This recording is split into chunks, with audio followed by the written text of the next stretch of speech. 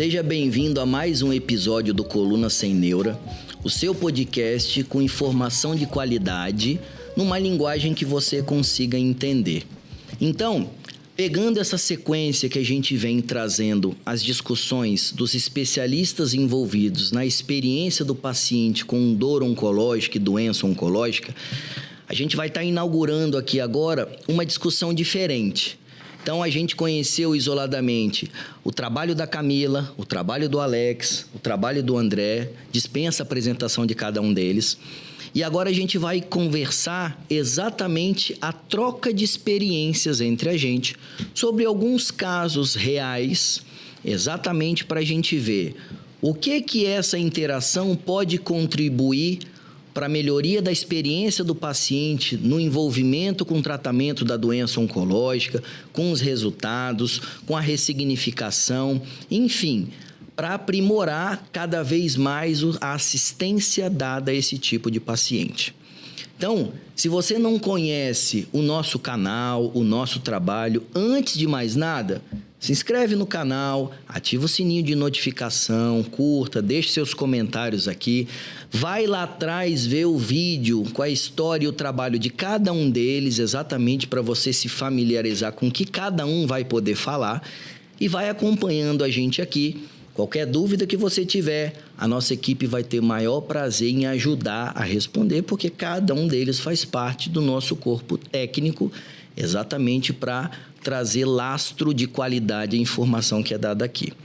Então, primeiramente, muito obrigado pela presença, Camila, Alex, André, vocês já são de casa, tá? E eu queria primeiro agradecer novamente a disponibilidade de vocês, né? A gente sabe a rotina de cada um como é, para a gente arrumar um tempo exatamente para a gente poder discutir. E isso vem engrandecendo muito, pelo menos para mim, exatamente para a gente acompanhar, né, o que a gente consegue fazer aqui no Espírito Santo. E cada vez eu fico mais feliz no consultório em saber o retorno que os pacientes estão trazendo exatamente por conta disso. De saber, olha, eu estou vindo aqui para ouvir sua opinião porque eu vi você no podcast falando exatamente sobre isso. Então, a gente, com esse trabalho de formiguinha, vem conseguindo fazer a diferença na Grande Vitória, mostrando exatamente que tem medicina de ponta, medicina de qualidade sendo feita aqui por cada um de vocês. Muito obrigado. Obrigado. Obrigada. A gente agradece o convite. E hoje eu vou ser mais ouvinte do que qualquer coisa, tá? Então eu vou passar a bola para cada um de vocês. Então a Camila vai começar isso daí para a gente poder ir discutindo alguns casos, tá? E aí, Camila, vamos lá. Qualquer coisa eu vou ativando aí o sistema para a bola não perder o ritmo, mas vamos lá. Ótimo, Daniel, obrigada mais uma vez pelo convite de estar aqui hoje. Agradeço também os colegas, André, Alex. Já pode colocar o caso, então. Isso. Então, esse caso é uma paciente feminina de 55 anos, do ambulatório do SUS, tá? De antecedentes, essa paciente é portadora de hipertensão arterial, uma paciente também que apresenta obesidade. Essa paciente chegou para mim em agosto de 2023, já com um diagnóstico estabelecido de um câncer de mama, já com doença avançada ao diagnóstico, né? Ela apresentava metástase para ossos. Ela tinha uma biópsia óssea confirmando essa infiltração, então mostrou um carcinoma ductal, receptor hormonal positivo e HER2 positivo. Lembrando aqui, né, só que para exemplificar, esse HER2 positivo, ele é presente mais ou menos em 15 a 20% de todos os tumores de câncer de mama. Aqui a cintilografia dela, então a gente observa, né, esse acometimento difuso de coluna vertebral. Pode passar o caso. E aí essa paciente, né, ela chegou para mim ali em julho mais ou menos, então em setembro a gente iniciou tratamento com quimioterapia paliativa. Ela fez um regime baseado em taxano, um docetaxel a cada 21 dias, com ácido zoledrônico. O ácido zoledrônico aqui ele serve para evitar diminuir a chance de fraturas, né, já que ela tem essas lesões ósseas. E aqui a gente já se depara com o primeiro problema, né, que essa paciente Infelizmente, ela não recebeu o tratamento padrão sistêmico que ela deveria, né? Que por ela ter aquela proteína HER2, além dessa quimioterapia, ela deveria receber um duplo bloqueio, que é um duplo anticorpo contra esse HER2. E aqui, né, já passando para o Alex, eu sei que o Alex, né, já trabalhou muito tempo no Hospital das Clínicas e a gente tem essa dificuldade, infelizmente, no SUS, de oferecer o tratamento que às vezes seria padrão. Eu não sei se isso na sua prática de cirurgia, se você também se depara com essas diferenças. Sim. O que a gente precisa muito, né, Camila, que a gente já faz, né, é adaptar, né, pegar essa paciente e dar o melhor que a gente pode fazer por ela, né, ali no SUS, no ambiente. Acho sempre importante falar, né, para ela entender, olha, o que está sendo feito, aquilo que a gente dispõe. Existe essa droga, existe esse tratamento que também talvez não é disponível no SUS, mas certamente é um tratamento indicado. E alguns pacientes, né, na minha experiência, né, eles têm o acesso, né, através jurídico, né, por jurisprudência, consegue ali o acesso a essas medicações. Não é assim um caminho tão simples, mas na minha experiência eu vejo que isso também é possível. Acho que o mais importante é o paciente ter acesso à informação, né? Sim. E o médico precisa dar essa informação, independente do local. Ele não tem relação política ou, né, conflito de interesse nenhum. O conflito de interesse dele é o paciente. Então, é importante o paciente ter um médico de confiança a quem ele confia, para ele estar entendendo o seu caso, até para ele confiar mais no tratamento, né? Acho que isso é muito importante. Isso é importante a gente informar para o paciente o que é o tratamento padrão e o que ele está fazendo. Mas, infelizmente, essa paciente, ela não teve acesso. E aí, desde setembro de 2023, ela vinha fazendo essa quimioterapia paliativa. A gente, para doença metastática, a gente avalia com imagens a cada 3 meses. E ela sempre vinha com uma doença estável, uma paciente que não tinha doença metastática visceral. Então, era um prognóstico, assim, dentro das condições dela, bom, né? E já desde o início a gente encaminhou para avaliação em conjunto com a equipe de cuidados paliativos, porque isso é importante. É uma paciente que ela sempre teve muita dor, justamente por conta dessa questão óssea, uma paciente muito obesa, então ela ficava um pouco mais restrita ali, a questão restrita ao leito, cadeira de roda, e a gente já observa aí uma dose muito alta de opioide. Essa paciente vinha usando, então, isso com a equipe de cuidado paliativo, 90 miligramas de 4 em 4 horas. Junto, além da morfina, ela já usava os adjuvantes, então, gabapentina, amitriptilina, dexametasona. Vocês, como especialistas da dor, vocês querem comentar um pouco sobre essa dose de opioide, os eventos adversos que isso pode levar para o paciente? Sim, é uma dose de opioide bem considerável. Opioide, né, pessoal que está ouvindo a gente em casa, são todos aqueles remédios que têm um funcionamento similar ao da morfina, para mais fortes ou mais fracos do que a morfina. E assim, é uma boa referência para a gente calcular o fato de ser morfina, que é uma dose meio que padrão a partir do qual as outras são calculadas. E 90 miligramas de 4 em 4 horas, supondo que ela tomasse remédio então 5 vezes ao dia, dá 450 miligramas de morfina em um dia. Isso é coisa pra caramba. Tá? Então, provavelmente ela devia estar sofrendo de forma mais crônica, até com constipação, o intestino fica preso, né? Poderia ter períodos de sonolência, apesar disso, com o uso mais frequente, acaba diminuindo um pouco, mas poderia ter. Fora outros efeitos adversos, às vezes pode ter um pouco de coceira mesmo, do prurido que pode aparecer, e isso acaba virando uma limitação depois, fora o fato de ter que tomar 3 comprimidos de 30 miligramas 5 vezes ao dia, né? Fora os outros remédios também que ela vinha fazendo uso. E essa paciente, assim, todas as consultas, como uma doença oncológica, assim, vinha em controle de doença estável, a queixa dela sempre eram as dores. Então, isso é o que chamava a atenção, né? Não era nem o câncer em si, o questionamento da doença oncológica avançada, mas a gente se deparava com esse quadro de dor crônica.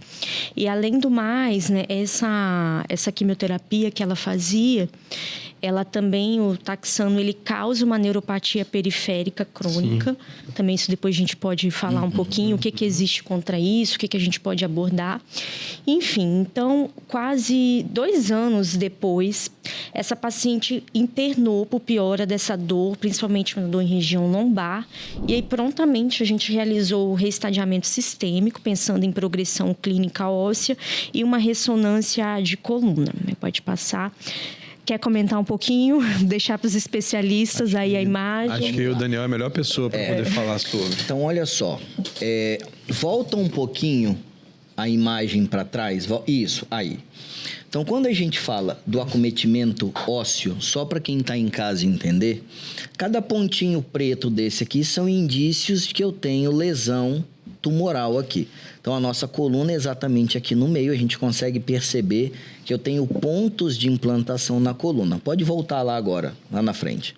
Então, esses pontos de implantação, eu tenho a imagem da nossa coluna aqui, são pontos de fragilidade. Então, eu quero que imagine que cada caixinha dessa daqui é uma caixa densa. Quando eu tenho um implante ali, eu faço isso daqui ficar mais frágil. Então, eu tenho uma paciente que tem a obesidade como um dos fatores de risco, ou seja, eu aumento a carga axial ali, e esse implante pode fazer fraturas espontâneas. Então, eu posso ter uma fratura dessa, que aí eu vou ter dor, tanto pela carga axial, então o simples fato de colocar essa paciente sentada ou em pé é um motivo para ela ter dor, como ela também pode ter dor, porque eu posso ter fragmentos disso comprimindo as raízes que vão para a perna.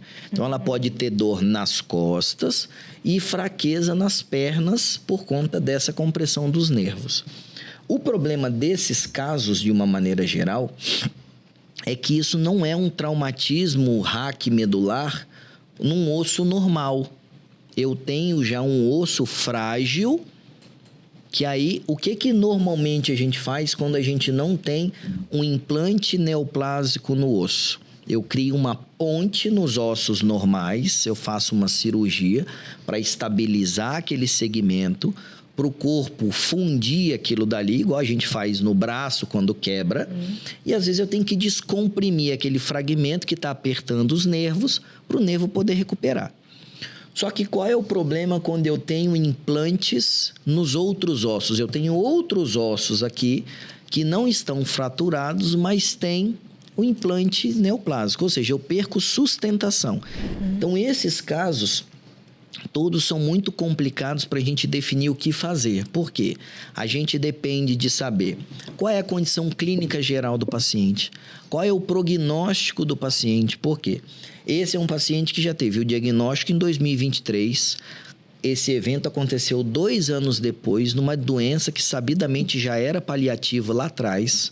Porque se essa paciente não tiver condições clínicas de ser submetida a um tratamento cirúrgico de estabilização, a gente vai controlar a dor. Aí existem estratégias puras da dor. Agora, se a gente tiver condições de fazer um tratamento cirúrgico, mesmo assim um tratamento cirúrgico, que às vezes tem risco de falha, porque eu vou ter que colocar uma sustentação como fosse numa parede que não tem uma pressão muito grande. Então, aquele parafuso que eu uso, ele pode não ter a pega necessária para fazer a sustentação. Então, a abordagem cirúrgica que às vezes a gente faz é de fixação. Às vezes eu faço isso só por trás, às vezes eu preciso mexer nesse corpo que está fraturado e colocar uma sustentação, mas isso eu só consigo fazer se o paciente tiver condições clínicas gerais e uma doença oncológica que me permita fazer isso. Mas toda abordagem cirúrgica de uma fratura patológica, que é o que a gente diz, é mais difícil. Existem alguns casos em que a gente consegue não fazer uma sustentação, mas eu consigo colocar ali dentro um cimento ósseo, dentro daquela caixa que está com problema, eu coloco um cimento ósseo que dá uma sustentação a mais, que a gente chama de vertebroplastia. E esse cimento, ele cauteriza, ele cria uma reação exotérmica ali, ele cauteriza os nervos que causam dor. Então, às vezes eu consigo fazer isso em muitos pacientes, por exemplo, com mieloma múltiplo, que tem essa mesma condição, às vezes nesses casos, porque aí eu não vou tratar a doença oncológica, e sim a dor. Mas toda vez que eu tenho fratura, é sempre um problema. Nesse caso aqui, provavelmente, imagino, seja mais o caso de fixação mesmo, de vamos passar estabilizar a coluna. Isso. E aí, pode passar, por favor. E aí, assim, a gente lá no serviço, né, quem faz esses casos por questões contratuais é o grupo da ortopedia, o grupo da coluna. E justamente a gente tem essa conversa multidisciplinar, porque eles precisam saber do prognóstico dessa paciente. Então, daí a importância também da visão do oncologista sobre a doença. Então, é uma paciente que ela, apesar de ser metastática, ela tem um prognóstico um pouco melhor, porque ela tem essa doença óssea exclusiva e porque justamente agora, a partir acho que foi de outubro de 2025, teve uma mudança na PAC e ela vai ter acesso às medicações. Inclusive, ela fez uma primeira dose. Então, é uma paciente que é um tratamento, esse tratamento que ela deveria ter feito lá atrás, que agora eu consigo fazer no SUS, com uma taxa de resposta de 60%. Ótimo. Então, eu falei, não, vamos fazer que essa paciente ela tem um prognóstico bom, ela vai ter acesso à droga. Então, o que foi feito foi uma descompressão, uma artrodese de T11AL3 e a paciente ficou bem, né, já teve alta. E aí, justamente, o que eu queria discutir, assim, numa paciente, se ela tivesse acesso a todos os procedimentos, né, o que vocês fariam, primeiro, para estabilizar a coluna dela e, em segundo ponto, o que teria antes desses 2 anos, antes de chegar nisso daqui, para a gente controlar a dor, dela não precisar ficar usando a morfina ou até mesmo pensar em alguma questão da neuropatia. Você pode comentar um pouco para a gente, André? Vamos fazer o seguinte, então, vamos dividir. Muitas perguntas. Você vai falar o de antes da cirurgia e eu falo de depois da cirurgia. São dois pontos de comparação, né? Se ela chegasse com aquela fratura hoje, ou então se a gente pegasse ela lá em 2023, como é que ela seria conduzida? Daniel, acho que pode falar primeiro a questão, se a gente pegasse com a fratura hoje. Então, se chega para mim com essa fratura aí hoje, esse material, essa cirurgia foi feita uma cirurgia aberta, tá? Então, é uma paciente que ela foi colocada de barriga para baixo, obesa, com todas essas comorbidades. Foi feita uma cirurgia mediana posterior, ou seja, abriram as costas dela, tem pelo menos aí uns 20 centímetros de cicatriz, ou seja, tem que abrir toda a estrutura muscular para poder passar esses parafusos de sustentação e descomprimir onde foi feito aquela fratura, ou seja, basicamente tirou-se o teto da onde estava a compressão. Isso é o que a gente tem para fazer, é a técnica clássica que tem para a gente poder fazer. Hoje, o que a gente teria de disponível de alta tecnologia para poder fazer exatamente a mesma coisa num conceito menos invasivo? Então, hoje, o que eu consigo fazer? Por exemplo, essas descompressões é possível ser feito de forma minimamente invasiva. Então, eu consigo fazer uma descompressão dessa com uma cirurgia tubular. Então, eu consigo com um tubo ir lá e tirar essa estrutura óssea posterior. Eu consigo fazer essa cirurgia de descompressão posterior por via endoscópica. Então, eu consigo tirar isso daí.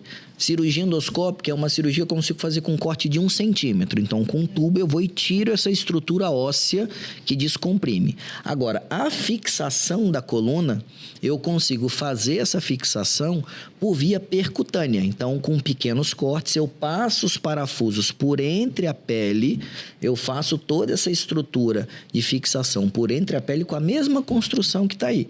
Só que eu preservo a musculatura, eu preservo os ligamentos, eu diminuo o trauma muscular. Então, a recuperação pós-operatória, ela é fundamental principalmente para uma paciente oncológica. Então, eu consigo colocar essa paciente mais precocemente fazendo reabilitação.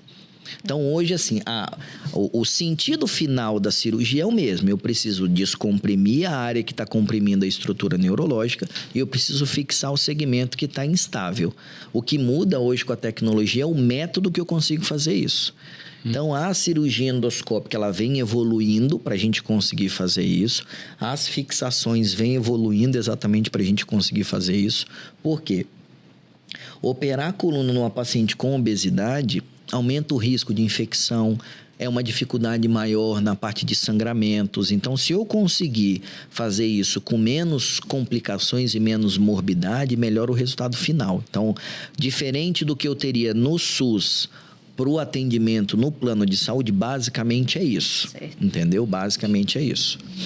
Em relação ao que seria feito para controle de dor e tudo mais, desde o diagnóstico lá atrás, né, em 2023, assim, primeiro de tudo, ela teria acesso já à terapia voltada para a expressão dessa proteína que é o HER2. Então, provavelmente ela teria uma evolução oncológica diferente. Se ainda assim ela mantivesse essas dores, que são dores causadas pela expansão do tumor dentro do tecido ósseo, ela iniciaria o tratamento com os opioides, com a morfina, do jeito que ela iniciou, só que, por exemplo, ela não chegaria a 540 miligramas tomando isso pela boca mesmo, passando pelo intestino, pelo fígado, enfim. Ela poderia se beneficiar, por exemplo, do implante de uma bomba de morfina, um dispositivo que joga morfina direto lá em volta da medula, onde ficam os receptores de dor, para poder, então, diminuir a necessidade dessa medicação pela via oral. E aí, muito menos constipação, menos sedação, né? Um controle de dor, uma qualidade de vida muito maior. E é um dispositivo que só precisa ser reabastecido a cada 6 meses. Né? A bateria dele dura 7 anos. Então, a gente veria, provavelmente, uma evolução em termos de qualidade de vida muito maior. Em relação à questão da dor neuropática, que a gente fala, que é a dor por lesão de estruturas neurais, né? Ela pode acontecer no uso dos quimioterápicos, aí depende se ela iria ainda ou não fazer uso daquele quimioterápico. Caso fizesse, ela aparecesse.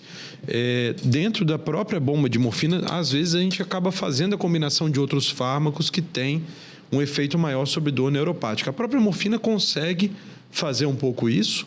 Às vezes a gente associa outra medicação, às vezes a gente associa a medicação via oral, que no caso dela, gabapentina, provavelmente essa é a principal função, mas a gente consegue então contornar isso para diminuir o uso de medicação, de novo, tomada pela boca, pela via oral, que é uma coisa que costuma criar uma piora de qualidade de vida muito grande.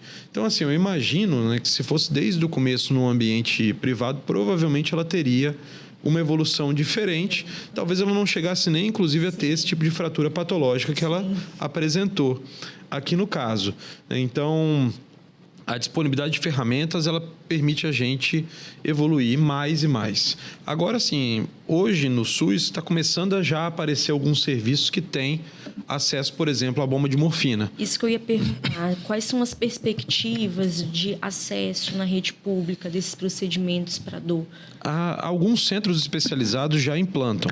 Lá em São Paulo, no Hospital das Clínicas, né, junto ao pessoal do ICESP, que é o Instituto do Câncer do Estado de São Paulo, já existe uma rotina de tratar casos assim com implante de bomba de morfina. Na Unifesp também se faz, em outros centros universitários no Rio de Janeiro, em Minas também se faz. Aqui no Espírito Santo isso está começando. Né? O Hospital Estadual Central está começando a implantar esses dispositivos, mas ainda é uma coisa um pouco menor, né? Um volume um pouco menor. E uma coisa que saiu agora recente, isso foi esse mês agora, que a Sociedade Brasileira de Neurocirurgia Funcional conseguiu tornar o procedimento de implante de eletrodo medular, que para dores como a da polineuropatia, né, dor neuropática, é um dos principais tratamentos, isso agora foi homologado como um tratamento aceito pelo SUS. Então, outros centros públicos vão começar a realizar gradualmente, é claro, mas o implante também de dispositivos de neuromodulação, né, de eletrodo epidural para controle de dor neuropática. Então, assim, a perspectiva é boa, né? Claro que isso evolui de forma muito lenta, mas quem sabe daqui a 5, 10 anos a gente não esteja vendo isso em maior volume também em meio público. Eu acho que o mais importante é exatamente isso que a gente está fazendo aqui, que é essa mudança de mentalidade. Porque, assim, eu tinha algumas ideias quando eu comecei a pensar em conversar com cada um de vocês. E aí, nessas conversas, eu comecei a ter certeza disso daí, que assim, a dor no paciente oncológico, ela é praticamente opcional dentro disso. E aí, o que a gente percebe? Cada um de nós tem as observações disso.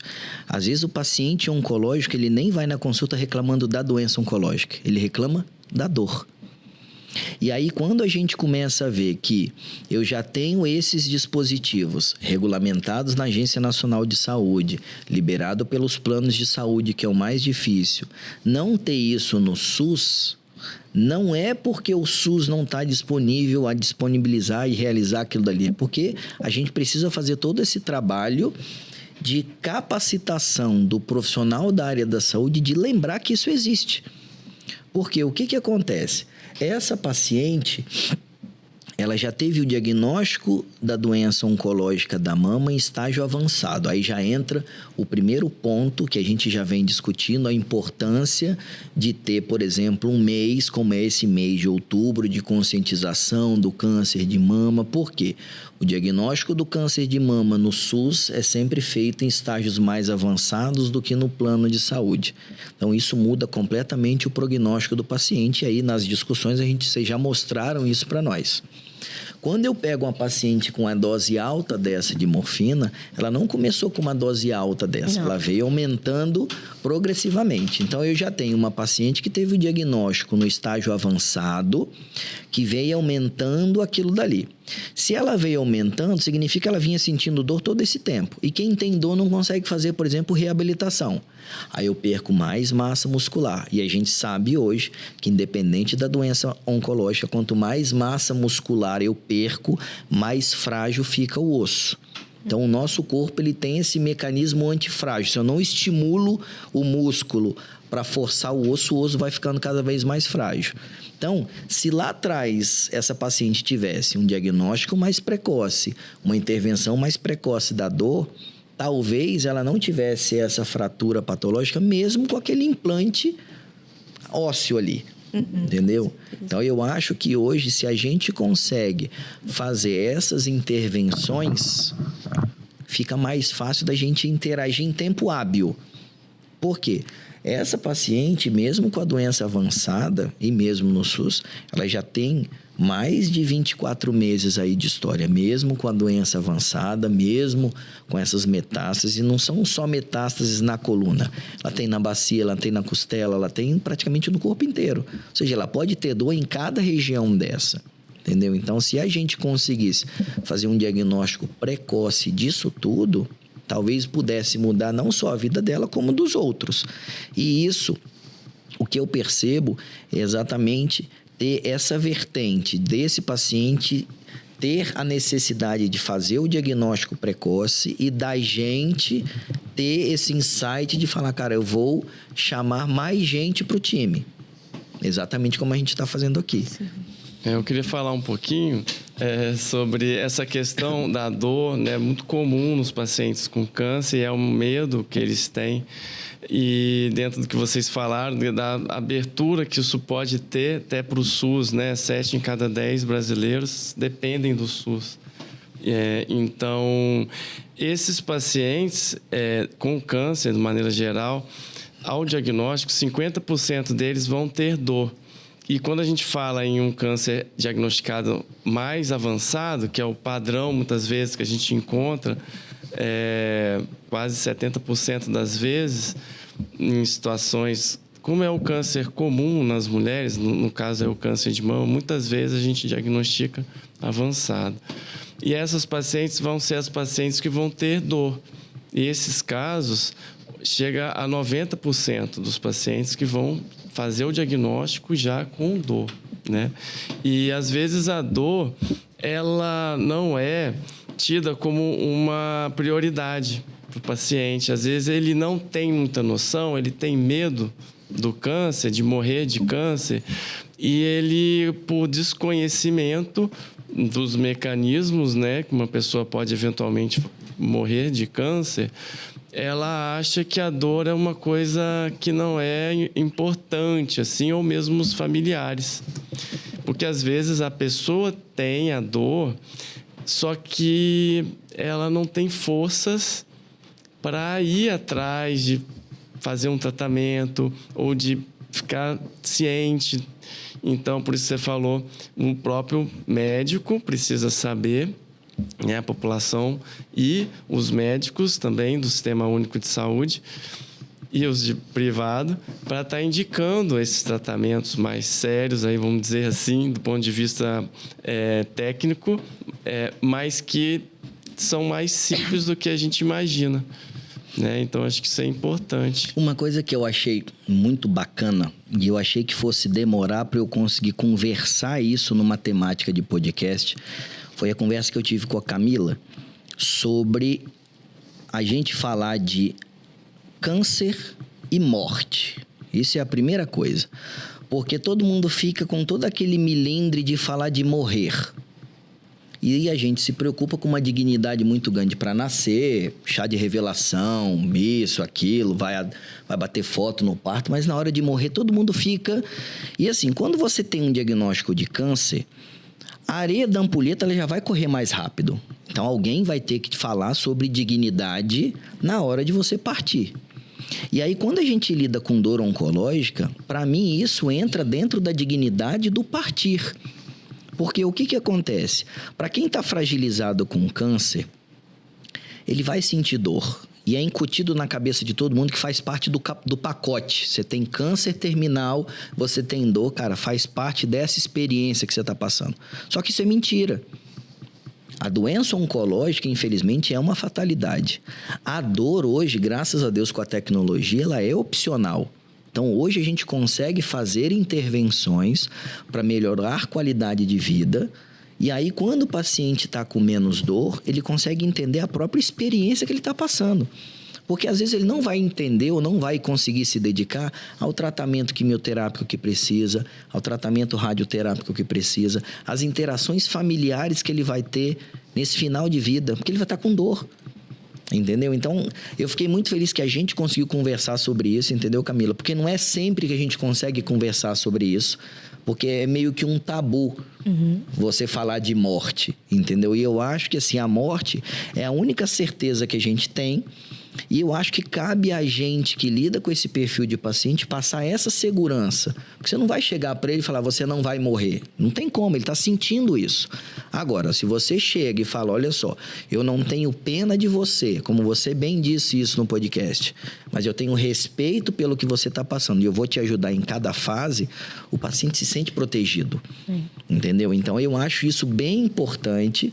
E eu acho que esses pacientes são uma ferramenta que eu acho que a gente vai conseguir fazer toda essa mudança. Porque se cada um for compartilhando com as pessoas que estão passando por isso, vendo que existem pessoas aqui, dentro do Espírito Santo, que tem essa mentalidade, se a gente conseguir mudar a trajetória de uma pessoa, já valeu esse esforço nosso aqui. E o que eu percebo, assim, nessa trajetória de fim de vida, que acho que você deve perceber isso também, que os pacientes, quando vai chegando ali no final, eles não têm medo da morte. Eles têm medo do sofrimento, da dor que eles vão passar. Tanto que eles falam, doutor, eu não estou com medo de morrer. Eu só não queria sentir dor. Mesma coisa. E é uma proporção grande. As pessoas no último ano de vida, né, 80% delas vão ter dor. É muito isso, né? Então, são pacientes que precisam de carinho, de atenção. E também precisa aqui falar, né? A gente precisa falar que nem todo mundo que tem câncer vai morrer de câncer. Sim, né? Justamente. Então, até essa paciente aí, né, com 2 anos de evolução, ela tem a doença óssea, mas até o momento ela não tem nenhuma doença ali que está ameaçando a vida dela, né? Assim, de alguma forma... Uma crise visceral, que a gente chama, não. Isso. Então, às vezes, o paciente ele precisa entender que não é o fato de ter câncer espalhado que ele vai morrer de câncer. É verdade, o câncer ele acaba desequilibrando o corpo até um ponto que chega a pessoa falecer de câncer, porque ele causou, de alguma forma, às vezes não pela sua presença, mas... desorganizar os sistemas do corpo, o paciente se desbalanceia até um ponto que o corpo não aguenta mais. Mas, às vezes, uma paciente dessa, ela tendo a doença controlada por muitos anos, então, por isso que é importante a gente dar qualidade de vida nesses últimos anos aí, se forem esses os últimos anos, para ela... abraçar um neto, para ela fazer o que ela gosta, viver, né? Botar a vida no tempo dela, né? Isso. Eu acho que é exatamente isso, assim. Tempo de qualidade. Eu acho que hoje a gente consegue, assim, a gente só vai conseguir mudar essa trajetória exatamente com isso daqui. É essa interação profissional. Porque o que eu vejo hoje, e aí a experiência que a gente vem tendo com a rede social, é que isso é uma ferramenta de conscientização muito poderosa.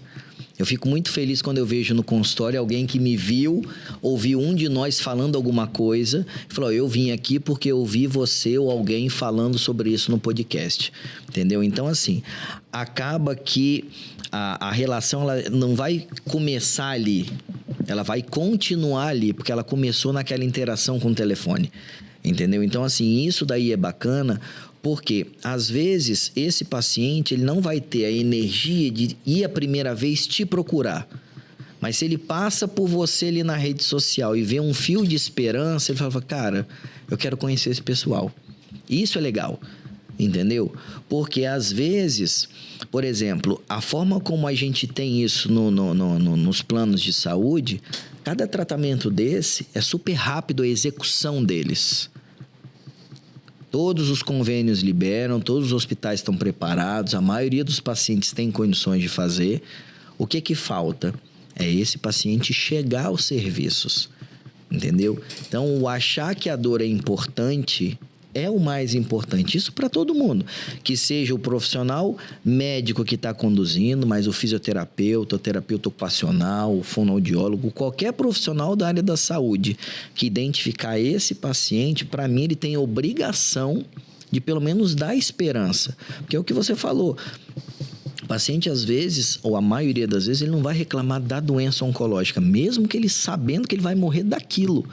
Ele vai se preocupar com a dor. Com a dor. É verdade.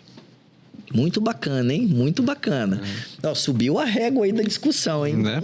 Vamos lá, gostei. Então, vamos lá. Próximo caso, tem mais alguma consideração? Não, obrigada pela participação. André, vamos lá, assume aí agora. A gente vai falar num contexto um pouco diferente agora, um caso de uma paciente que a gente atendeu dentro do hospital. Ela não procurou o nosso serviço diretamente, ela foi atendida num dos hospitais em que a gente é referência e o serviço de oncologia chamou a gente por causa de uma limitação muito grande trazida pela dor. Uma paciente, uma senhora de 50 anos, ela tinha feito uma cirurgia para câncer de mama, então dos dois lados, né, remoção das mamas total, em fevereiro do ano passado. E aí, em maio do ano passado, fez quimioterapia e também radioterapia. Que ela percebeu que foi mais ou menos uns 2 meses depois de ter feito radioterapia, ela começou a desenvolver uma dificuldade de movimentação do braço esquerdo e também uma dor, a princípio interpretada para nós como uma dor neuropática. De novo, aquele tipo de dor que é causado por uma compressão ou lesão de nervos, né, ou de da medula ou do cérebro, enfim, nesse caso dos nervos. E isso foi piorando desde meados de 2024 até abril de 2025, quando ela internou com a gente. Então, ela sofreu aí pelo menos uns 8 meses, tá? Com dores até chegar ao ponto de ficar completamente limitante, de se tornar insuportável. Quando a gente examinou ela no quarto, ela estava no quarto do hospital, ela não estava conseguindo mexer o braço. O ombro estava, do jeito que a gente fala em termos médicos, o ombro congelado, né? O braço esquerdo não estava mexendo, o ombro não estava movimentando e ela tinha uma sensibilidade extrema à dor, tanto ao toque quanto a ar frio, água gelada, por exemplo. Alodínia é o nome que a gente dá, né? Que é aquele estímulo que causa dor sem ser uma coisa dolorosa. Se eu encostar de leve no braço de qualquer pessoa, ela não vai sentir dor por causa daquilo, diferente dessa paciente. Então, sintomas de compressão de nervo, né? Alodínia, então, que é esse sintoma de dor sem causar um estímulo doloroso, tanto ao toque quanto à temperatura, e também uma perda de força muito importante no braço. Ela não estava praticamente conseguindo mexer, mexia bem de leve alguns músculos da mão, do antebraço, e o braço já estava com um pouco de atrofia, então os músculos estavam perdendo o volume. E estava usando um remédio que a gente usa muito para esse tipo de dor, que é o pregabalina, e a gente então viu aquilo ali e começou uma medicação um pouco mais potente, aumentou a dose, colocou metadona, que é um remédio parecido com a morfina, né? Tem algumas características diferentes para tentar controlar a dor. E a gente foi investigar com exames de ressonância tanto a região do pescoço quanto a região do ombro ali, que é do que a gente chama de plexo braquial. Para quem está em casa, é um emaranhado de nervos que saem do nosso ombro, do pescoço, e vão descendo para o braço, onde passa ali todo o comando de movimentação e também a sensibilidade. E aí, quando a gente fez essa ressonância, vou pedir para passar, então, a imagem dela aqui, a gente percebeu que existia uma espécie, não de inflamação, mas uma extensão da doença para toda a região ali do ombro, que a gente vê claro nessa imagem, né? Tudo que é mais branquinho nessa imagem, no meio dos músculos do ombro, por cima do pulmão, em volta dos nervos que descem para o braço, que é nessa parte aí da imagem, tinha toda uma extensão aí que provavelmente era ou de natureza inflamatória, depois de ter feito a radioterapia, ou mais provavelmente de natureza tumoral. Ela fez o tratamento do tumor conforme manda o figurino, mas ela teve uma extensão de um restinho da doença que ficou ali para essa região ali para cima do pulmão, em volta do ombro e em volta dos nervos que descem do pescoço para o braço. Então, assim, um caso desafiador, difícil de tratar, porque não é uma coisa pequena que você consiga remover, por exemplo, que você consiga tratar de forma mais pontual. De qualquer forma, ela já vinha fazendo um planejamento para outras sessões, tanto de rádio quanto de quimioterapia, só que ela estava travada no hospital com isso. Ela não conseguia ir embora porque tinha uma dor que não permitia ela ficar sentada no leito do hospital, só deitada. Então, a gente traçou algumas estratégias para investigar isso melhor e tratar.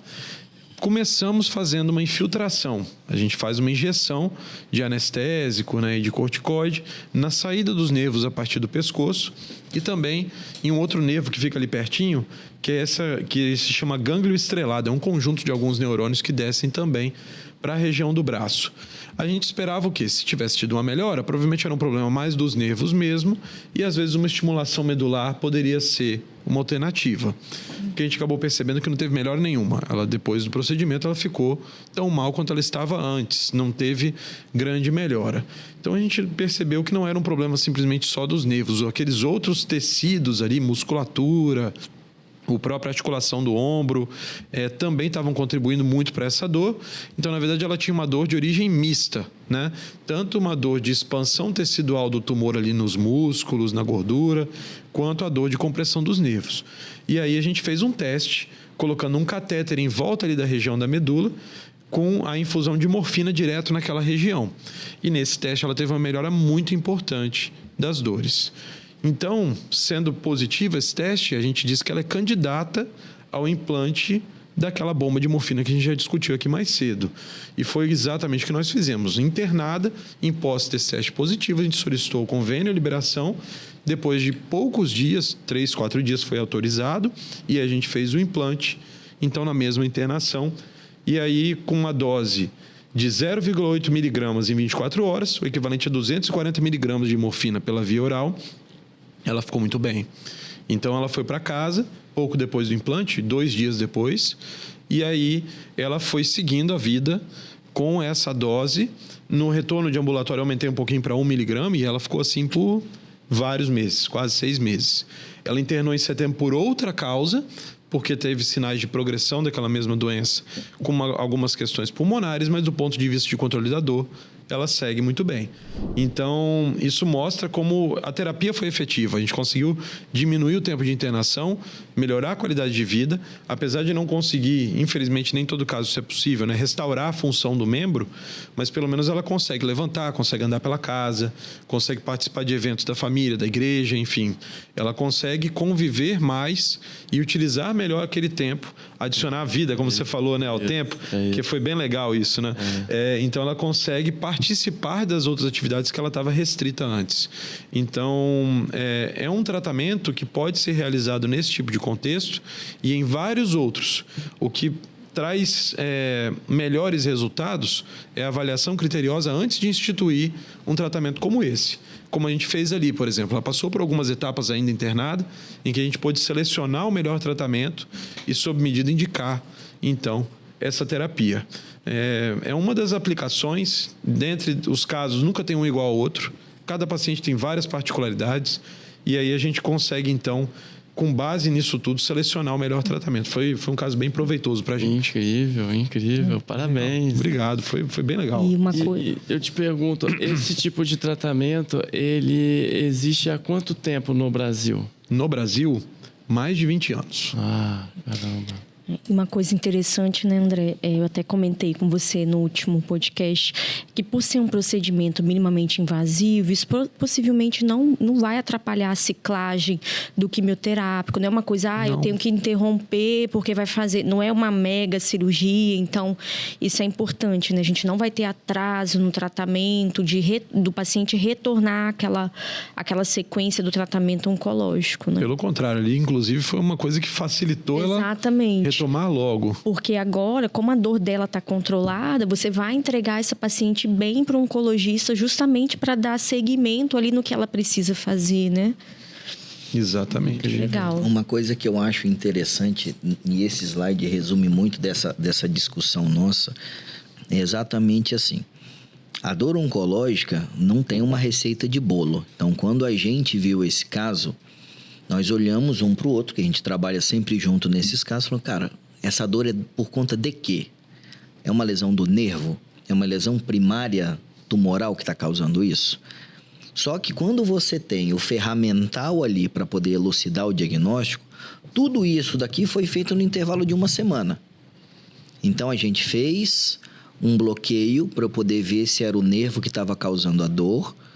A gente viu que não estava fazendo efeito. Logo depois, a gente falou, olha, então se aquilo dali não está fazendo efeito, provavelmente isso é por conta primária da lesão. Então, a gente implantou o catéter. Ela respondeu dramaticamente à morfina.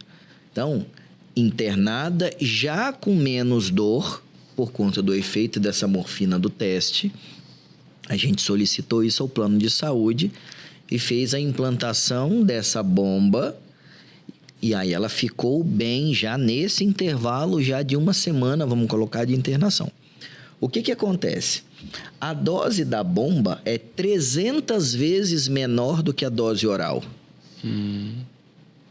Então, a técnica, ela permite você ter um efeito superior com uma dose 300 vezes menor. Então, eu diminuo os efeitos colaterais exponencialmente com essa tecnologia.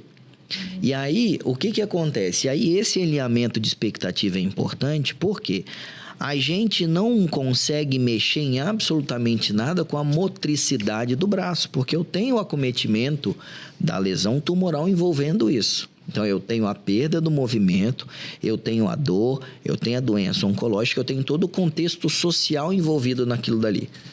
Só que o simples fato de conseguir aliviar a dor com menos efeitos colaterais, mesmo ela sem o movimento do braço, que era inerente à doença que ela estava naquele estágio, ela conseguiu, como você disse, agregar vida ao tempo dela.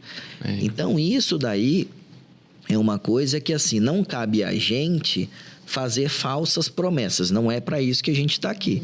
Mas essa tecnologia, eu consigo mudar a trajetória de vida daquele paciente que ele já está sofrendo. Porque a dor atrapalha a interpretação do que precisa ser feito. Então, hoje você vai tratar qualquer que seja a dor, que seja músculo-esquelética de uma doença degenerativa. Não vou nem falar de doença oncológica.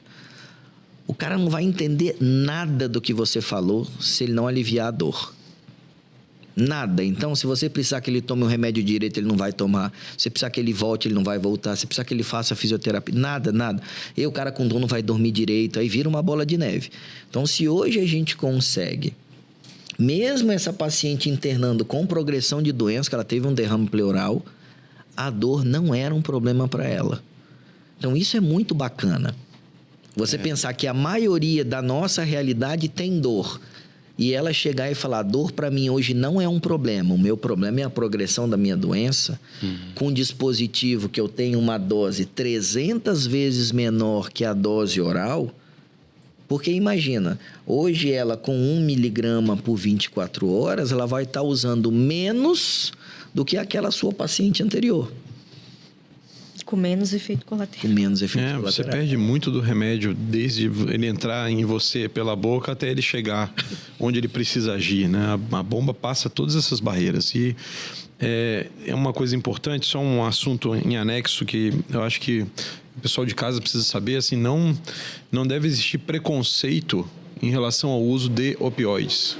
tá? Especialmente morfina, metadona, esses remédios assim, ainda mais num contexto como esse, de dor causada pelo câncer, tá? Não, um dos trabalhos que a gente tem feito em consultório e aqui também é levantar, tirar um pouco desse preconceito que existe de falar, eu vou ficar viciado, né? Eu vou ter um monte de problema por causa do remédio, né? Ou, na verdade, é o contrário, né? Aqui eles são ferramentas extremamente poderosas. Então, a gente deixa isso, principalmente o pessoal que está assistindo a gente, que não temos esse tipo de tabu na equipe e nem devemos ter, né? Pelo contrário. E lembrando que esse preconceito, às vezes, parte do paciente, mas também da equipe médica, equipe que cuida desse paciente. Às vezes, que a gente comentou, paciente que usa morfina cronicamente, às vezes chega no pronto-socorro e todo mundo vai atender e já fica meio assim, achando que é um paciente possivelmente com vício de opioide, né? Sim. É um mito também ele achar que vai enfraquecer o corpo dele. Se eu tirar a dor, eu vou estar deixando o meu corpo vai acostumar com essa doença ou vai parar de combater a doença. De alguma forma, aquilo vai piorar. Então, é muito comum o paciente, até aquelas pessoas que diagnosticaram, acabaram de fazer o diagnóstico de câncer. Hoje mesmo estava com uma dessas no consultório. Eu falei, olha, o remedinho de dor, você pode tomar ele no horário certinho. Tome direitinho, de 8 em 8, de 6 em 6. Por quê? Toda vez que ele sente a dor, vem junto preocupação, vem medo, não dorme direito, não come direito, não faz as coisas. E se ele começa, depois, né, de um tratamento, essa doença regredir, naturalmente, aquela dose pode ir reduzindo, né? Qualquer tipo que seja da dose, né? Então, na prática, a gente vê isso, que no consultório a gente quebra muitos tabus, né? E eu queria também falar uma outra coisa importante, que a gente está aqui num time multidisciplinar, né? E a dor precisa de um time multidisciplinar, como você bem falou, ela tem vários componentes, né? Ela tem um componente neural, ela tem um comprometimento vascular, pela inflamação do câncer, pela compressão, pela presença da lesão no osso ou pela infiltração linfática ou vascular, ela vai dar dor. É uma dor mista, muitas vezes, que vai requerer várias atitudes ali. Aí a gente está aqui no time multidisciplinar. O paciente tem que entender também que em casa, na casa dele, ele também tem um time multidisciplinar, né? A sua filha, às vezes o marido, uma amiga, que pode ajudar no tratamento, que pode levar no hospital quando precisar. Então, uma coisa que eu sempre falo das pessoas com diagnóstico de câncer é aceitar ajuda e deixar que essas pessoas te ajudem também. Que acho que isso vai fazer muita diferença para quem está com dor, para nesse momento desesperador que causa, né? De ter força para reagir, para levantar e ir para cima, né? Porque alguém pode, de repente, pensar que não tem mais jeito. E o mais interessante, isso com certeza já aconteceu no consultório de vocês, isso aconteceu no meu consultório hoje, inclusive, porque o paciente falou bem assim, doutor, eu vim aqui porque eu tô com dor, nem tomei remédio em casa pra você ver que eu tô com dor. E aí, é engraçado, mas assim, a dor é um tabu por isso, porque assim, a dor é uma experiência neurosensorial, então ela é uma relação de confiança. Então o paciente ele vai falar que tá com dor, cabe a gente acreditar que ele tá com dor. E a gente vai buscar substratos para identificar aquela dor. Então, que seja uma dor visceral, que seja uma dor da infiltração do nervo ou do próprio tumor, ou que seja uma dor de fundo emocional também, enfim. Só que, e aí serve para o paciente isso daí. Você não precisa parar de tomar o remédio para a gente confiar que aquela dor existe. Essa é a primeira coisa, entendeu? E existem uma bateria de exames que a gente vai ter capacidade de avaliar o substrato da dor, você reclamando da dor ou não. Porque se eu tenho uma dor controlada, a lesão neoplásica vai continuar lá. Então, eu vou continuar mostrando que eu tenho lesão estrutural, eu vou continuar mostrando que eu tenho um problema no nervo, eu vou continuar mostrando que eu tenho limitação motora. Então, eu não preciso estar sofrendo naquele momento de dor. E para o paciente e para o contexto familiar é importante também, Por quê? Tem muitos familiares, e aí a Camila mostrou muito bem isso na nossa conversa, tem gente que não quer dizer em casa que tem câncer. Exatamente por conta de tabu, de estigma, enfim. Só que a maioria das vezes ela reclama que está com câncer e às vezes o entendimento do familiar nem sabe que aquilo dali faz parte da doença. Aí acha que é um ganho secundário que a pessoa quer, ou quer atenção, e às vezes até quer atenção, porque é uma paciente com doença oncológica, ela quer ter atenção, ela não vai conseguir desempenhar toda a vida, a performance de vida que ela teria se ela não tivesse aquela doença oncológica, por mais controlada que a doença possa estar. Ela vai ter que se ressignificar. Só que essa ressignificação sem o apoio da família é ruim. Então, eu tendo esse tempo de qualidade, tendo o apoio do trabalho, porque não necessariamente ela precisa parar de trabalhar, mas às vezes vai ter que ter um ajuste daquilo dali, entendeu? Ela vai estar trabalhando, às vezes eu vou ter que sair, por exemplo, para fazer uma quimioterapia, sair para fazer uma radioterapia. Se eu não tiver o apoio da equipe, como é que você vai fazer aquilo dali? Ou eu fiz uma quimioterapia, tive um efeito colateral, eu preciso de um apoio de alguém em casa, entendeu? Então, permitir que isso daí seja parte da sua vida não é um sinal de fragilidade, sim de maturidade, que você está passando por um problema. Porque se você, por exemplo, hoje tem uma pneumonia e você precisa que alguém compre um nebulizador para você fazer uma nebulização, você aceita. Um soro para lavar o nariz, você aceita. Agora, para tratar o câncer, você se acha frágil, ou eu vou usar morfina, vou ficar estigmatizado, mas eu compro um antibiótico, eu tomo um antihipertensivo, que eu vou usar sempre, entendeu? Então, assim, é esse tabu que a gente precisa quebrar, porque hoje não tem como ter qualidade de vida do paciente oncológico se a gente não falar de morfina, e isso não pode causar estigma, se a gente não falar de uma equipe multidisciplinar. Então, às vezes, por exemplo, esse paciente vai precisar de uma terapia com psicólogo, um acompanhamento conjunto com o psiquiatra. Aí é uma outra pegada, porque o psiquiatra já dá estigma para aquilo dali. Nem todo mundo quer ir ao psiquiatra. E para mim hoje, por exemplo, o paciente oncológico, obrigatoriamente ele tem que fazer o acompanhamento psicológico. Ele precisa, como precisa fazer atividade física. Agora, com dor, o cara não consegue fazer. A pessoa não tem ânimo. Então, tudo isso vai ter que envolver a nossa conversa. E se a gente conseguir quebrando esses tabus na fonte, ou seja, no paciente, o paciente hoje ele tem uma capacidade de se informar muito grande. Às vezes, na sala de espera da consulta, ele está lendo alguma coisa no Google, ele está conversando com o chat GPT, ele está vendo algum corte no YouTube, às vezes ele está vendo um de nós, entendeu? Ele pode também estar vendo coisas sem lastro, com falsos profetas falando besteira. Mas se ele está se informando, isso é importante.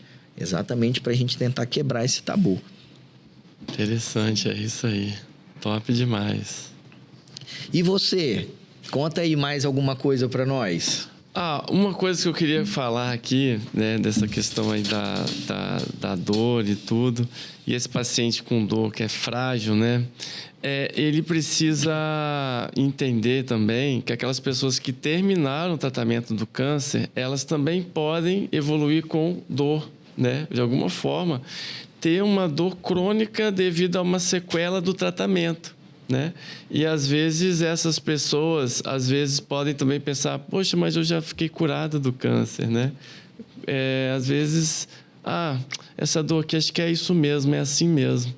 E tá aí um grande momento para terminar o tratamento, procurar um especialista em dor, que às vezes o próprio médico que está cuidando ali dele, por estar ali há muito tempo, às vezes, com o mesmo médico, ele pode, de alguma forma, se o paciente não reclama, né, não se queixa, né, nessa relação ali, que às vezes é por muito tempo, né, a relação do médico com o seu paciente, uma doença grave, às vezes termina aquele furacão e o paciente terminou com uma dor que está atrapalhando ele de dormir, dele viver, dele fazer as coisas dele.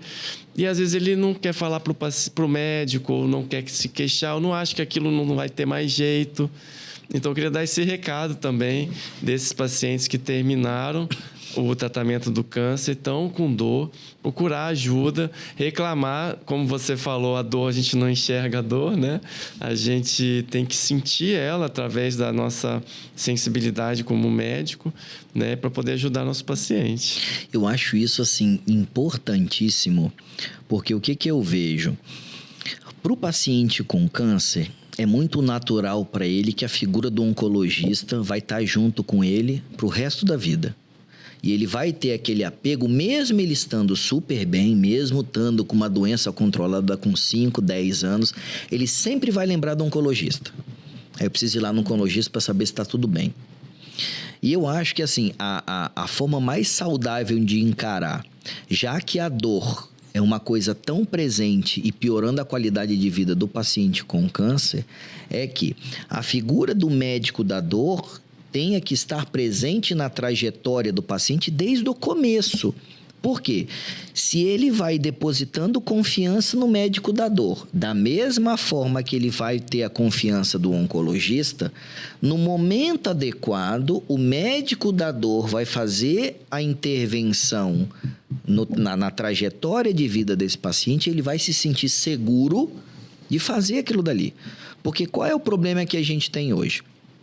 O paciente está com você desde o começo. Aí, por algum motivo, ele teve uma doença que precisa de abordagem cirúrgica. Aí, do nada, aparece a figura do Alex. Às vezes a pessoa nunca viu o Alex. Aí aparece aquela figura. Aí Alex vai lá prontamente, faz a cirurgia, faz o que precisa, mas aí sai do cenário. A parte dele já foi feita, você volta. Só que esse paciente vem carregando dor há um tempão. Aí, quando ele já está com dor há muito tempo, e aí essa dor já vem piorando a qualidade de vida dele de muito tempo, muitas vezes a dor é banalizada, que não é valorizada como deveria. Aí, quando ele chega no fundo do poço, você fala, opa, tem coisa para fazer. Aí você fala, pô, então a primeira pergunta é, por que não fizeram isso antes? E aí, isso daí é uma coisa que aí o próprio paciente desacredita que aquilo é possível. Porque toda vez que a gente pega esses pacientes com anos de trajetória de dor e você alivia a dor do paciente, isso a gente tem alguns casos emblemáticos que fazem a gente lembrar, o paciente fala, cara, tem 10 anos que eu não durmo. Caramba. Sim. Tem 10 anos que eu não durmo. Aí tem paciente que fala bem assim, se você alivia a minha dor, eu quero ir para casa comer um churrasco. E são coisas bestas, mas assim, aquilo dali é colocar a vida no tempo que o cara tem. Então, hoje o que eu vejo é, a pessoa que tem um diagnóstico de câncer, ele sabidamente vai procurar um oncologista, e aí esse oncologista, ao meu ver, passei uma receita de morfina. Aquilo já tem que acender uma luz e falar bem assim, cara, quem é o médico da dor que vai estar junto comigo naquela experiência daquele paciente? Porque aí é onde a gente vai conseguindo fazer N intervenções. Se a gente consegue fazer isso, você consegue efetivamente mudar a trajetória. Porque quando a gente pega, por exemplo, um paciente já numa fase muito avançada, é difícil até o paciente acreditar que é real. Sim. Porque a dor, a experiência neurosensorial da dor vai tornando a sua vista da vida cinza. E aí você trazer cor para a vida, a pessoa nem acredita. Entendeu? Sim. A gente tem opções para vários estágios. Para vários estágios. Mas é muito melhor do começo, né? Agora sim, temos opções, inclusive, como o Alex falou, né, para casos que já se curaram e cuja dor permanece. Isso é, por definição, também é dor oncológica. Então, e aparece, tá? Eles vêm ao consultório, tô curado, já fiquei bem, mas tem 5 anos que eu tenho... Aí vem, né? Por exemplo, uma polineuropatia que surgiu depois de uma quimioterapia, uma dor de nervo que surgiu depois de uma irradiação, ou uma dor depois de uma cirurgia oncológica de um tumor do fêmur. Tem N possibilidades de dor e mesmo tanto de possibilidades de tratamento também que é possível a gente instituir nesse contexto. E essa é a grande consideração que é, imagina, você superou um câncer. Você superou um câncer, cara. E aí, para superar um câncer, tem que conviver com a dor? Esse dilema é difícil hoje. E é o que você falou, às vezes o paciente, como ninguém acredita que aquilo dali é possível tratar, o paciente se acostuma em ter a dor. Esse é o grande dilema que a gente tem que carregar entre nós sempre, que é exatamente isso. Olha, tem pacientes que eu não consigo fazer nada, às vezes o paciente está grave demais que não tem o que a gente fazer. Entendeu? Mas a maioria esmagadora das vezes, alguma coisa é possível. Alguma coisa é possível. Entendeu? Agora, se a gente hoje não abre as cartas e, como você falou, cara, fala todas as possibilidades, independente se ele tem plano de saúde ou não, independente do extrato social que ele tiver ou não, ele precisa ter o direito de saber que aquilo existe. Entendeu? Aí, em cima daquilo dali, por quê? O que acontece? Às vezes, de uma hora para outra, esse tratamento ele pode ser incorporado no SUS, por exemplo. Só que se o paciente que confiou em você que tem a confiança dele, não passou para ele aquelas possibilidades e ele descobre que aquilo existe e você não falou para ele, sim, quebra a confiança.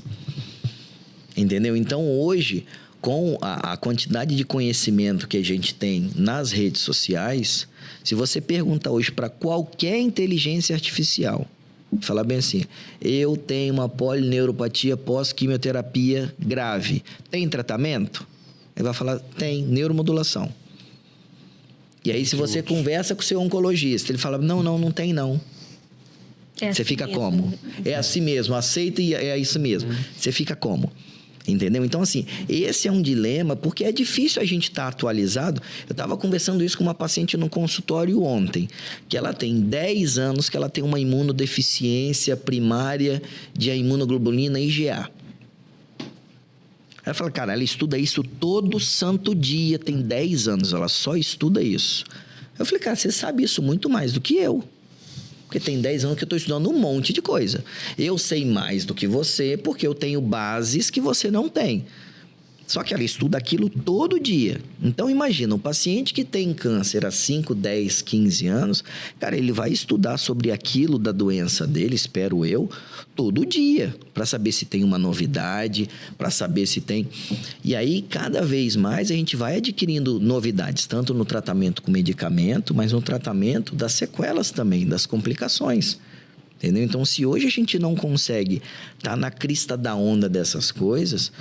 Os pacientes, eles estão mais antenados nisso, entendeu? E aí é complicado você falar, não tem tratamento.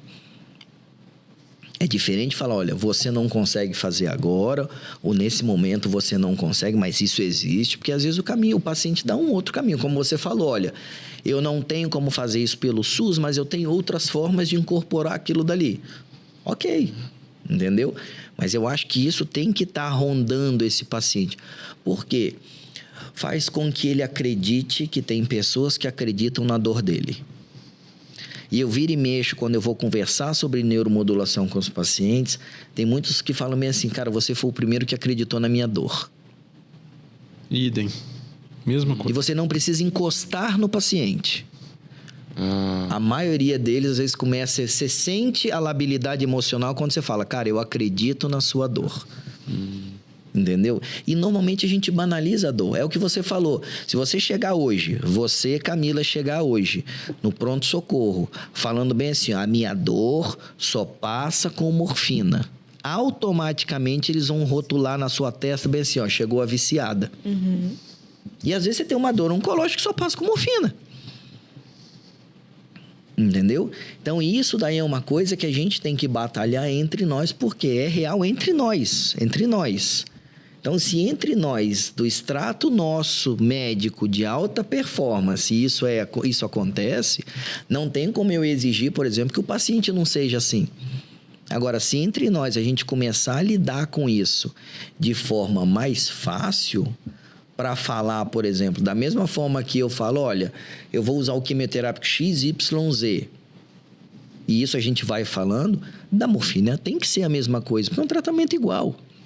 Entendeu? E aí é onde a gente vai... Então, assim, eu fico muito feliz dessa discussão nossa, tá? Se deixar, a gente vai ficar falando aqui até, né? Eu acho que, assim, Tá sendo uma experiência muito bacana. Eu acho que é o primeiro de muitos outros encontros para a gente discutir esses casos interessantes. Então, toda vez que cada um de vocês tiver um caso interessante, eu não vejo problema nenhum da gente sentar para poder conversar. A ideia é que a gente traga outros para a gente poder ir trocando essas experiências aqui, porque é um momento muito difícil da gente se encontrar, entendeu? Mas é engrandecedor exatamente para poder ver que, mesmo distante, a gente está alinhado exatamente para melhorar a qualidade de vida dos pacientes. Eu queria agradecer a Camila, eu queria agradecer ao Alex, que eu conheço já desde 2000, né? Desde 2000, são só 25 anos que nós formamos juntos. Queria agradecer ao André, que já está comigo aí todo dia na labuta. Mas eu queria que cada um de vocês deixasse uma mensagem para os nossos seguidores, exatamente por conta disso, principalmente nesse mês de conscientização do câncer de mama, que é outubro. Eu queria falar que aonde existe uma vontade, existe um caminho. E o médico, ele é responsável por fazer uma quimioterapia, né, por prescrever, por fazer uma cirurgia, mas ele é super responsável por indicar um caminho para o paciente. Ele não indica ou ele faz só a cirurgia, mas ele fala, ó, daqui para a cirurgia, a gente vai no nutricionista, você vai na psicóloga, essa dor já vou te encaminhar para o Daniel, para você já ir fazendo. Então, o paciente que está diante desse médico, que principalmente se ele trabalha em equipe multidisciplinar e aponta um caminho, ele, com apoio das pessoas que amam ele, que estão junto dele, de seus médicos, a confiança, ele vai atrás, ele vai chegar lá. Isso aí. É isso. Bom, meu primeiro recado, obrigada pelo convite. Já aproveitando o Outubro Rosa, então, você, mulher com mais de 40 anos, faça a mamografia, o diagnóstico precoce salva vidas. E meu segundo recado é para você que teve um diagnóstico recente de câncer, uma mensagem de esperança. Hoje existem muitos tratamentos eficazes, também muitos tratamentos eficazes voltados para a dor. E o mais importante é a gente estar junto aí com toda a equipe multidisciplinar. Obrigada. Só com uma complementação, né, de tudo isso que foi falado, acho que teve muita informação de qualidade hoje aqui. Busque, aos nossos pacientes, busque sempre se cercar de bons profissionais e também de boas pessoas em volta de você em casa. Como o Alex falou, não é uma luta que se luta sozinho, é um trabalho que precisa de muita gente para ajudar. E aí dentro da parte profissional, então, de bons profissionais, não só médicos, mas também de outros que possam te ajudar a trilhar esse caminho, como o próprio Alex falou aqui, né, de que é só assim que se pode melhorar a qualidade de vida e, em alguns casos, inclusive, vencer essa batalha que é tão desafiadora, tanto para o paciente quanto daquelas pessoas que estão cuidando dele, tá? Então, esse é o meu recado. Gente, obrigado, tá? E aí, um recado para você que ficou com a gente até agora, que eu acho que, assim, hoje foi um momento da gente, assim, juntar um pouquinho da conversa que a gente teve com cada um dos participantes daqui, exatamente para mostrar que essa trajetória do paciente com diagnóstico com câncer, ela tem que ser uma trajetória de apoio e de esperança, tá? E aí não é um apoio daquele paciente do ponto de vista de pena, que não é o que ele precisa. Ele precisa de respeito, ele precisa de carinho, de atenção. Então, essa corrente do bem, eu conto com cada um de vocês para compartilhar isso daí, para encaminhar esse vídeo, para marcar aqui quem, né, está passando por isso. Eu acho que a informação de qualidade é fundamental, porque esse momento de fragilidade é o momento onde os falsos profetas, eles oferecem tratamentos que não são eficazes. Então, isso a gente tem que tomar muito cuidado. Por quê? O caminho é árduo, então se alguém falar para você que é um tratamento tranquilo, corra disso, tá? Mas é um tratamento possível. Então, esse é o primeiro de muitas outras discussões que a gente vai ter. E, novamente, muito obrigado a cada um de vocês e até o nosso próximo encontro. Até mais.